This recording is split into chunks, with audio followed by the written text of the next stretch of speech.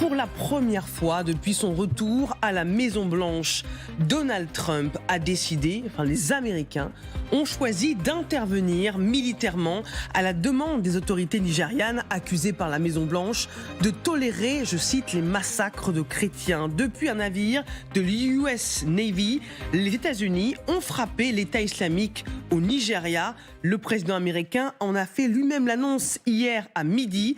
Ce soir, les États-Unis ont lancé une frappe puissante et meurtrière contre les terroristes de Daesh dans le nord-ouest du Nigeria qui ont pris pour cible et tué sauvagement, principalement des chrétiens innocents, à un niveau jamais vu depuis de nombreuses années, voire des siècles. C'est ce qu'a écrit Donald Trump sur son réseau préféré, Truth Social.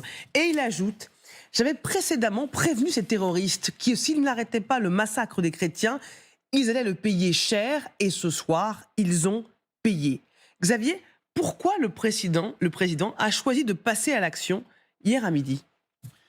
Parce qu'il veut montrer qu'il, notamment à son électorat, qu'il s'occupe des chrétiens, des catholiques, soi-disant martyrisés dans le monde. Il a choisi le Nigeria parce qu'effectivement, il y a un taux de violence dans ce pays qui est le plus peuplé d'Afrique, 240 millions d'habitants, qui est extrêmement élevé, avec des enlèvements très très réguliers. On a beaucoup parlé de Boko Haram.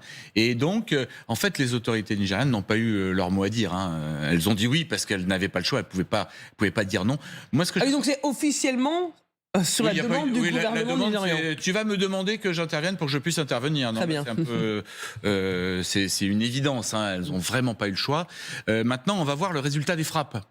Est-ce que ça a été efficace ou pas? Est-ce que ça peut contrarier d'autres règlements, d'autres conflits? Par exemple, il y a quelques jours, un peu avant Noël, on a eu la joie d'apprendre que 130 écoliers kidnappés il y a quelques mois avaient été remis aux autorités. Alors, on ne sait pas trop par qui ils ont été kidnappés, parce qu'il y a des groupes djihadistes, il y a aussi des bandits, il y a aussi une sécession entre... Vous savez, il y a un sud qui est chrétien, un nord qui est plutôt musulman. Il y a beaucoup de conflits entre les éleveurs qui sont plutôt musulmans et les agriculteurs qui sont plutôt chrétiens.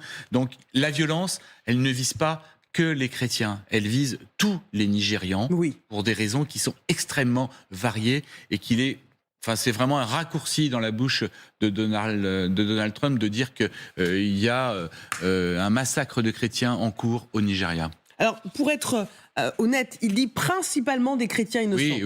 Oui, parce que de toute façon, il y a beaucoup de musulmans qui sont tués. Les chiffres aussi sont très difficiles à obtenir, mais grosso modo, ça doit être à peu près moitié-moitié. Et la religion n'intervient pas toujours dans les massacres. Alors effectivement, on n'a pas évidemment parlé de Boko Haram. Il y a des mouvements djihadistes. C'est un pays avec une insécurité qui est quasi totale. Sortir de la capitale pour un occidental, par exemple, est extrêmement difficile, en tout cas très très périlleux. Personnellement, j'ai un gros doute que ces frappes changent grand-chose à la situation, voire même pourraient envenimer la situation. Général Chevancy. Bon, d'abord, il faut bien prendre en considération que Daesh doit être éliminé partout où Daesh se trouve. Et Boko Haram est une menace de déstabilisation de toute la partie ouest de l'Afrique. C'est une réalité depuis des années. Et que pour l'instant, Boko Haram a l'air d'avoir presque les mains libres vis-à-vis des gouvernements locaux qui ont du mal à s'y opposer, quels que soient les pays concernés. Et il n'y a pas uniquement le Nigeria. On peut aller au Cameroun, on peut aller au nord, le Tchad, la Centrafrique aussi. Tous ces pays-là sont concernés par la menace djihadiste. Maintenant, je ne suis pas tout à fait d'accord sur le point qu'il n'y a pas beaucoup de chrétiens qui seraient concernés par les massacres. Ah non, c'est pas... Non. Il y a quand même une volonté d'éradiquer les chrétiens dans le monde. Non. Mais j'ai pas dit qu'il n'y avait pas beaucoup de chrétiens. Loin de moi. Voilà. Loin de moi cette idée. C'est pratiquement moitié-moitié en fait.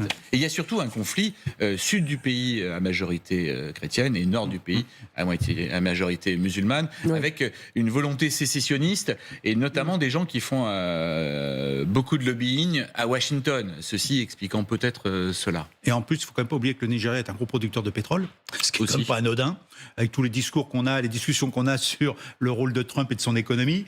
Le pétrole est extrêmement intéressant pour les États-Unis et Donald Trump. On peut d'ailleurs regarder la partie justement de la nouvelle revue stratégique, où il y a les quelques lignes concernant l'Afrique, où quand même, il n'y a pas beaucoup, il y a une dizaine de lignes, en gros, qui dit en gros, on va essayer de les aider, de développer des relations économiques et autres. Je dirais à la limite, le Nigeria peut parfaitement s'intégrer là-dedans. Et puis effectivement, il y a l'aspect, opinion publique intérieure, oui, sans aucun doute, pour les Américains. Et puis, alors maintenant, l'efficacité. Et ça, c'est une vraie question. Quelle efficacité? À part marquer le coup médiatique, finalement, j'ai frappé, j'ai défendu les chrétiens, voilà, principalement, hein, je l'ai fait. Alors maintenant, quel va être l'impact au niveau régional? C'est assez difficile à percevoir. Est-ce qu'il y a une suite, surtout? Est-ce que ça va être encore un coup d'épée dans l'eau sans suite? Ou alors, comme ça a été fait pendant pas mal d'années, on était dans des groupes de travail avec les Américains pendant pas mal d'années sur ces questions-là, il y avait une action américaine discrète sur l'ensemble du territoire africain, notamment par les opérations psychologiques, tout ce qui est contact avec les populations, pour lutter justement contre les djihadistes et Boko Haram, mais depuis les années 2000 et quelques. J'étais dans les groupes de travail pendant 10 ans. Alors dedans, ça fait une vingtaine d'années que, quelle que soit l'administration, on était au combat contre Daesh en Afrique. Donc là, Trump, d'un seul coup, se dit, tiens, je vais m'en occuper, je le fais aussi. Alors c'est vrai qu'on est encore avec ça va être le 10e conflit, 11e conflit, j'en sais rien maintenant, où il va dire qu'il a participé à la résolution. Mais c'est vrai que pour être un peu plus concret, Daesh doit être combattu, sans aucun doute. L'efficacité, il faut voir. Il faut surtout renforcer la capacité des États locaux à y faire face. Malheureusement, quoi qu'on fasse, quoi que l'argent qu'on donne, quelle que soit la formation qu'on donne, les États africains, en local, n'arrivent pas à faire face. C'est là. Et là, on revient à un autre problème qui n'est effectivement pas que religieux. N'oublions pas que l'Afrique, quand même, c'est plein d'ethnies. Mais oui, c'est pour ça que c'est pas qu'une histoire de chrétiens. Les éleveurs sont peu au Nigeria, et il y a aussi ça. Bertrand Galichet. Ce qui est aussi intéressant dans la réaction des autorités nigérianes, au-delà du fait qu'effectivement, elles n'ont pas été tellement consultées, elles n'ont pas eu tellement leur mot à dire, même si elles prétendent le contraire, c'est qu'au fond, elles disent, mais ces affaires de terrorisme n'ont rien à voir avec la religion des victimes. Alors, c'est vrai qu'il y a des victimes musulmanes et des victimes chrétiennes, même si les chrétiens, je pense, sont quand même beaucoup dans le collimateur des organisations terroristes, dont les autorités nigérianes auraient d'ailleurs pu rappeler incidemment que ces organisations ne sont jamais chrétiennes, elles sont toujours islamistes.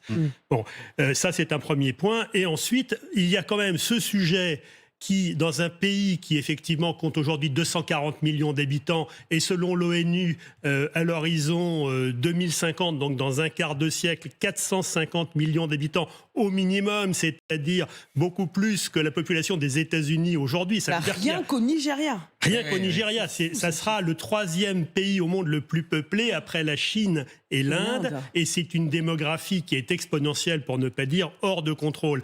Et le grand sujet pour les autorités nigérianes, c'est de dire il n'y a pas de question de religion. Parce que le sujet est tellement explosif, tellement tabou, que ça ne peut pas exister. Donc si on met le sujet de la religion sur la table, le pays est à feu et à sang. Et c'est pour ça que M. Tinubu, le président nigérian, dit ça n'est pas une question de religion. Et quoi qu'il arrive, il continuera à le proclamer haut et fort. Anne Kratz, c'est paradoxal pour un président qui avait fait campagne sur l'idée que l'Amérique ne devait plus être le gendarme du monde, devait se désengager de toute une série de conflits, de finalement partir en guerre. Oui, de toute façon, on sait très bien dans l'histoire des élections américaines et autres, si on tombe bas dans les sondages, un bon petit coup de bombe sur quelqu'un, ça fait toujours un bon effet sur les personnes qui sont concernées. Bon, je dis ça un petit peu en plaisantant, ce n'est pas une plaisanterie. C'est évident que les chrétiens sont persécutés, je crois, en Afrique, je crois qu'on peut le dire, et ailleurs d'ailleurs. Mais le problème, c'est que l'Amérique se cherche une politique africaine maintenant. Pendant des années, comme ça vient d'être dit, elle était très engagée de façon extrêmement habile, mais en même temps, il fallait travailler sur le long terme. Ça ne portait pas des fruits immédiatement, l'approche psychologique, etc. Là, maintenant, ils ont tout cassé, ils ont cassé le Central Command, qui s'en occupait, etc. Et donc, il n'y a plus de vision pour l'Afrique qui soit véritablement cohérente. La seule chose dont ils parlent, y compris dans la nouvelle stratégie, c'est comment développer l'Afrique pour pouvoir avoir des terres rares, etc. Donc, pour le reste, ils n'ont pas trouvé leur marque du tout en Afrique. Et Dieu sait que c'est pourtant très important, parce qu'effectivement, Daesh continue d'exister, qu'on les appelle ISIS, Daesh, ou tout ce que vous voulez, continue d'exister, continue de faire des dégâts, continue de faire des massacres, etc. Et malheureusement, l'Europe, là, qui était en quelque sorte bien placée avec la France, a dû se retirer de certaines parties de l'Afrique, et donc il n'y a plus personne maintenant, si vous voulez. Donc un coup comme ça, c'est presque comme un coup d'épée dans l'eau. Peut-être que ça va rassurer les quelques chrétiens au Nigeria, j'en suis pas sûr. Ça fait du baume au cœur pour ceux qui sont chrétiens comme moi, par exemple, et qui voudraient ne pas voir les chrétiens massacrés. Mais est-ce que c'est une véritable politique contre Daesh ? Je ne le crois pas. Il faut que quelque chose de beaucoup plus structuré se mette en place. Est-ce qu'on peut mener des guerres, et peu importe l'ennemi et la légitimité du combat, et avoir le prix Nobel de la paix ? On rappelle que Donald Trump se vante d'avoir avant tout mis fin à 8 guerres. Écoutons-le. J'ai mis fin à 8 guerres déjà. Est-ce que d'autres présidents l'ont fait ? Vous croyez que Bush, Biden ont mis fin à des guerres ? Je crois que personne ne l'a fait. J'ai mis fin à 8 guerres, ça sera bientôt 9. Xavier, est-ce que Donald Trump veut redevenir le shérif du monde ? Enfin, pas lui, les États-Unis. Bon, il veut devenir prix Nobel de la paix et que ça lui coûte le moins cher possible. Surtout, c'est pour ça que sur le conflit ukrainien dont on parlait au début, il veut aller très très vite pour pas que ça l'encombre dans tout ce qu'il a à faire. En Afrique, là, il intervient une fois, on verra. Il est question, d'après la présidence nigériane, qu'il y ait d'autres frappes coordonnées avec les États-Unis. Je vous le donne dans le texte. C'est-à-dire que les États-Unis ont proposé de frapper à nouveau et la présidence nigériane ne s'y opposerait pas si jamais ça devait advenir. Est-ce que ça va régler le problème ? Certainement pas. De même que, est-ce qu'on peut considérer aujourd'hui que le problème de Gaza et d'Israël est réglé ? A priori, malheureusement, non. Il reste encore beaucoup de chemin. Dans le conflit ukrainien, on voit bien que ça avance à tout petits pas et pas forcément dans la direction de la paix.